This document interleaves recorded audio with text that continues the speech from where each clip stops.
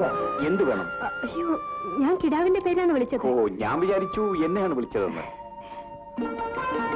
ഓടുന്ന ഓട്ടം കണ്ടോ? മഹാകുസൃതിയാണ്. വേണ്ട വേണ്ട, ഞാൻ പിടിച്ചു തരാം.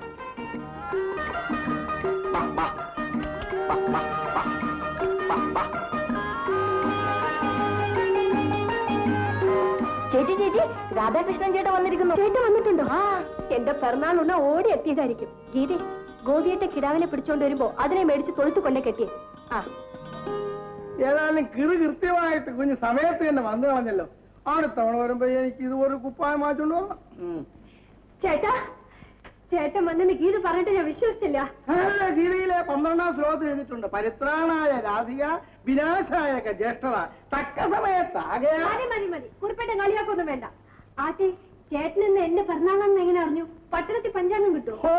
പട്ടണത്തിൽ പഞ്ചാംഗം കിട്ടുമോന്നാണ് അവിടെ ചുറ്റിച്ചിങ്ങനെ അമർത്തിയാ മതി. ഗ്രഹനില വരെ ഇങ്ങനെ ചെവരിൽ വന്നങ്ങ് തെളിഞ്ഞു നിൽക്കും. കുഞ്ഞ് കിണ്ണാരൊന്നും ചോദിക്കാതെ ഇദ്ദേഹത്തിന് വിളിച്ചോണ്ട് ചോറ് കൊടുത്താട്ടെ. ചേട്ടൻ കുളിച്ചോ? അയ്യോ, ഭക്ഷണത്തിൽ കുളിയില്ല, ബാത്തല്ല ഉള്ളൂ. ചേട്ടൻ കൈ കഴുകി വന്നാട്ടെ, ഞാൻ ചോറ് വിളമ്പാം.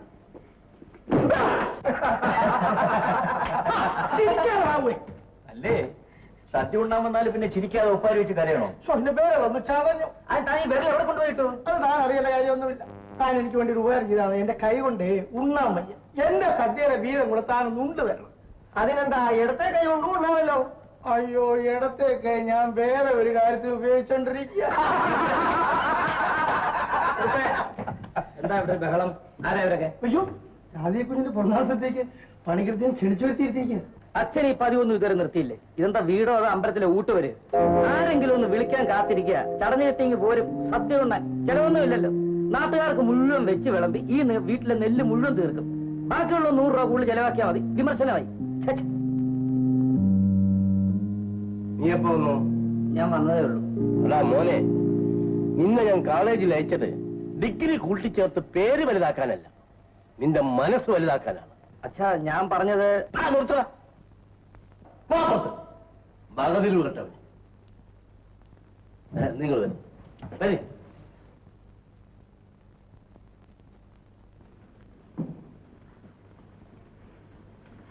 ആരും ധൃതി കൂട്ടണ്ട. നീ 4 കൂട്ടം പ്രസവം കൂടെ ഉണ്ട്. ഗോപി ഏതുവരെ പഠിച്ചു? വലിയ പഠിപ്പൊന്നുമില്ല. SSLC പഠിച്ചുകൊണ്ടിരിക്കുമ്പോ അച്ഛൻ മരിച്ചു. അതോടുകൂടി എന്റെ പഠിപ്പും തീർന്നു. അധികം പഠിക്കാത്തത് തന്നെയാ നല്ലത്. ഇക്കാലത്ത് പഠിക്കും തോറും അവീതം കൂടി വരുന്നതായിട്ടാണ് കാണുന്നത്. അയ്യോ, അങ്ങനെയല്ല. ഞാൻ എന്റെ അനുഭവം പറഞ്ഞതേ ഉള്ളൂ. മനുഷ്യരോട് മര്യാദയായിട്ട് പെരുമാറാൻ അറിഞ്ഞുകൂടാത്തവന്റെ പഠിത്തം കൊണ്ട് ആർക്കെന്താ പ്രയോജനം? രാധാകൃഷ്ണൻ പറഞ്ഞത് കേട്ടിട്ടാണോ അങ്ങ് ഇങ്ങനെയൊക്കെ പറയുന്നത്? അതെ, എന്റെ മകൻ അങ്ങനെ പറയാൻ പാടില്ലായിരുന്നു.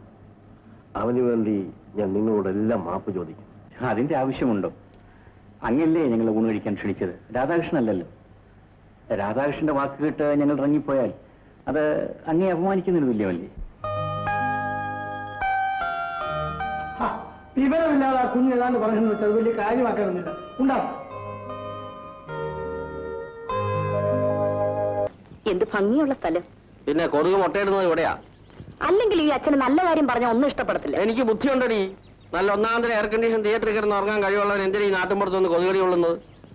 ഇത് രാധേട്ടൻ ജനിച്ച സ്ഥലമല്ലേ? എന്ന് വെച്ച് ജീവിതകാലം മുഴുവൻ ഇവിടെ കഴിഞ്ഞു കൊടുക്കണം. എടീ, വിവാഹം കഴിഞ്ഞാൽ ഉടനെ അവന്റെ ഓഹരി തീർത്തിഞ്ഞു വാങ്ങിക്കണം. എന്നിട്ട് അത് വിൽക്കണം. ആ പണം കൊണ്ട് നാട്ടിൽ പോയി നല്ല ഒന്നാന്തര എയർ കണ്ടീഷൻ തിയേറ്റർ കെട്ടണം. ഓ, എപ്പോഴും തിയേറ്ററിന്റെ വിചാരം. അയ്യോ, അത് നിനക്കറിയാൻ മേലേ. ഞാനും സിനിമാ തിയേറ്ററുമായി വൈകാരികമായൊരു ബന്ധമുണ്ട്. പണ്ട് പാതാള ഭൈരവി എന്ന് പറഞ്ഞ സിനിമ സെക്കൻഡ് ഷോന് എന്റെ അമ്മ കാണാൻ പോയപ്പോ തിയേറ്ററിൽ വെച്ചാണ് എന്നെ പ്രസവിക്കുന്നത്. മിക്കവാറും അവിടെ വെച്ച് തന്നെ ആയിരിക്കും എന്റെ മരണം. നന്നായി. ഒന്ന് നിക്കടേ, ഒരു കാര്യം ഒന്ന് ചോദിക്കാനുണ്ടായി. എന്താ? നമ്മുടെ ഈ രാജേന്ദ്ര പണിക്കർ എന്ന് പറയുന്ന ജന്മിയുണ്ടല്ലോ, അദ്ദേഹം എങ്ങനെയാ? എങ്ങനെയാണെന്ന് ചോദിച്ചാൽ അദ്ദേഹം ഈ നാട്ടുകാർക്ക് ദൈവത്തെ പോലെയാ. സ്വഭാവത്തിന്റെ കാര്യമല്ല ഞാൻ ചോദിച്ചത്, സ്വത്തിന്റെ കാര്യമാണ്. സ്വഭാവം കുറെ മുറിച്ചിരുന്ന വയറിനറിയോ? ഈ കാണുന്ന നിലവും പുരയിടും ഒക്കെ അദ്ദേഹത്തിന്റെ വകയാ. അദ്ദേഹത്തിന് ലക്ഷക്കണക്കിന് രൂപയുടെ സ്വത്തുണ്ട്. വളരെ സന്തോഷം മോളെ, നിനക്ക് ബുദ്ധിയുണ്ടെന്ന് ഞാൻ ആദ്യമായി സമ്മതിക്കും. പണിക്കർ അദ്ദേഹത്തെ എങ്ങനെയാ പരിചയം? ഒരു പരിചയമില്ല. എന്റെ മകൾക്ക് അദ്ദേഹത്തിന്റെ മകനുമായാണ് പരിചയം. പരിചയം എന്ന് പറഞ്ഞാൽ ഒരു കാര്യമായ പരിചയമാണെന്ന് വിചാരിച്ചാട്ടെ. ഓഹോ, അത് ശരി. ആ പരിചയമാണല്ലേ? അതെ. രാധാകൃഷ്ണൻ ജയൻ തമ്മിലുള്ള വിവാഹം കഴിഞ്ഞാൽ ഉടനെ ഞാൻ അവനെ കൊണ്ട് അങ്ങ് പോകും. ഈ വെള്ളക്കുഴിയൊക്കെ വിറ്റ് കിട്ടുന്ന പണം കൊണ്ട് നാട്ടിൽ നല്ല ഒന്നാം തരം എയർ കണ്ടീഷൻ തിയേറ്റർ പണി. പദ്ധതി കൊള്ളാം. അപ്പോ നിങ്ങൾ എവിടെയാ താമസം? ഞങ്ങൾ ഈ മുസാഫരി ബംഗ്ലാവില്. വിവാഹത്തിന്റെ എന്തെങ്കിലും ഒരു സമ്പ്രദായം ആവാതെ വീട്ടിൽ കയറി താമസിക്കുന്നത് ശരിയല്ലല്ലോ. അത് ശരിയാ. അപ്പൊ ഞാൻ വരട്ടെ. പിന്നെ ഞാൻ ഈ പറഞ്ഞ് മനസ്സിലേ ഇരിക്കാവൂ. ഈ സ്ഥലങ്ങളൊക്കെ ഞങ്ങൾ നിസ്സാരമായ വിലക്ക് കൊടുക്കും. വാങ്ങിക്കാൻ തയ്യാറുള്ള ആരെങ്കിലും ഉണ്ടെങ്കിൽ കണ്ടുവച്ചോ. ശരി ശരി കേട്ടോ. പാവോളെ. കുറിപ്പിട്ട കണ്ടോ ചേട്ടന്റെ പെട്ടിന്ന് കിട്ടിയ ഫോട്ടോ? ചിട്ടാ, ഇത് കണ്ടിട്ടൊരു സിനിമ നടിയുടെ ലക്ഷണമുണ്ടല്ലോ. തന്നേക്കും, ഞാൻ പെട്ടി തന്നെ വെച്ചേക്കാം. പണിക്കരദ്ദേഹത്തിനെ ഒന്ന് കാണിക്കുന്നതല്ലയോ നല്ലത്? അയ്യോ, അച്ഛൻ അറിഞ്ഞു ചേട്ടൻ അറിഞ്ഞ എന്നെ കൊന്നു കളയും. അത് തന്നെ, പണം മുടക്കുന്നവൻ ഇതൊന്ന് കണ്ടിരിക്കുന്നതാണല്ലോ. തന്നെയുമല്ല, ആ ഫോട്ടോയിൽ രണ്ടുപേരും കൂടെ നിൽക്കുന്ന നിൽപ്പിന്റെ ഘടന അനുസരിച്ച് ഇത് അധികം നാൾ ഒളിച്ചു വെക്കാനും ഒന്നും തോന്നുന്നില്ല. കുഞ്ഞു നടക്കുന്നു. ഇത് 200 രൂപയുണ്ട്. താൻ അവിടെ കൊണ്ട് കൊടുത്തേക്ക്. ഞാൻ വല്ലതും പറയണോ? പതുക്കെ പറയടൂ, അച്ഛനകത്തുണ്ട്. ഞാൻ വൈകിട്ട് വരുമെന്ന് പറ.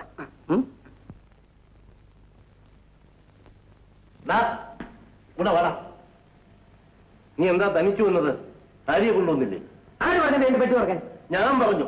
അനുവാദമില്ലാതെ മറ്റുള്ളവരുടെ പെട്ടി തുറക്കുന്ന മര്യാദകേടാ. ഇക്കാര്യത്തിൽ ഞങ്ങൾക്ക് മര്യാദ കുറെ കുറവാ. മര്യാദക്കാരാ? ഏതാണ് ഈ ആട്ടക്കാരി? അവൾ ആട്ടക്കാരിയൊന്നുമല്ല, ഒരു വലിയ മനുഷ്യന്റെ മകൾ. നമ്മളെയൊക്കെ വലിയ കുടുംബത്തിലെ അംഗം. രാജവംശമായിരിക്കും. എനിക്കോ തോന്നായിരുന്നില്ല അങ്ങനെ. കളിയാക്കൊന്നും വേണ്ട, അവളുടെ വംശം വലുത് തന്നെയാണ്. അവളുടെ അച്ഛൻ ഫിലിം ബിസിനസ്സാണ്. ലക്ഷങ്ങൾ വാരി എറിയുന്ന മനുഷ്യൻ. മഴ വരുന്നോന്ന് മാനത്ത് നോക്കിയിരിക്കേണ്ട കാര്യമൊന്നുമില്ല അവർക്ക്. പക്ഷെ ഇവരുടെ നിൽപ്പ് കണ്ടിട്ട് ഏതോ അലവലാതി പെണ്ണിന്റെ ലക്ഷണമാണ് ഞാൻ കാണുന്നത്. അയ്യോ, അത് അങ്ങനെ പ്രായക്കുറവ് തോന്നിക്കുന്നതാ. പരിഷ്കാരം എന്തെന്നറിയാത്ത നിങ്ങളോട് പറഞ്ഞിട്ട് എന്താ പ്രയോജനം? ഇന്നലെ ഇവിടെ സൽക്കരിച്ചിരുത്തിയ ഗോപിയെപ്പോലുള്ള തെണ്ടിയെ അച്ഛൻ ബഹുമാനിക്കും. തെണ്ടിയോ? അവൻ തെണ്ടിയല്ലടാ, അധ്വാനിച്ച് ജീവിക്കുന്ന തണ്ടനമുള്ള ആളാണവൻ. അച്ഛൻ പാടുപെട്ടുണ്ടാക്കുന്ന പണം കണ്ട പെണ്ണുങ്ങൾക്ക് വീതിച്ചു കൊടുക്കുന്ന നീയാണടാ തെണ്ടി. അവനെ അത്രയ്ക്ക് വലിയ കാര്യമാണെങ്കിൽ മോളെയും കല്യാണം കഴിച്ചു കൊടുത്തേക്കണം. എന്താ നീ പറഞ്ഞത്? ഒരിക്കൽ കൂടി പറ. പുന്നാര മോളെ അവന് കല്യാണം കഴിച്ചു കൊടുക്കാൻ. മോനെ, നീ പരിഹാസമായി പറഞ്ഞത് പരമാർത്ഥമായി തീരട്ടെ എന്ന് ഞാൻ പ്രാർത്ഥിക്കുന്നു. ഈ ഒരൊറ്റ ഉപദേശം നീ എനിക്ക് തന്നതുകൊണ്ട് നീ എന്റെ മകനായി ജനിച്ചു പോയതിൽ എനിക്കുണ്ടായിരുന്ന ദുഃഖം മുഴുവനും തീർന്നടാ. നിന്റെ ഈ സഹോദരിയെ ഞാൻ ഗോപിക്ക് തന്നെ വിവാഹം ചെയ്ത് കൊടുക്കും.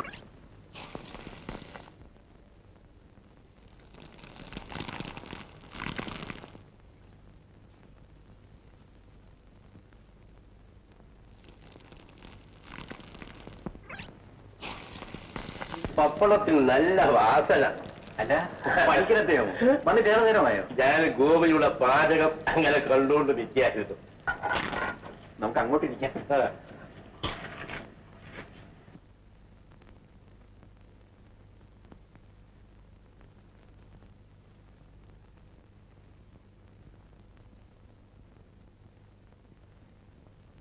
ഗോപി നിൽക്കുന്നുണ്ട്, അങ്ങോട്ട് ഇരിക്കേ. വേണ്ട, ഞാനിവിടെ നിന്നോളാം.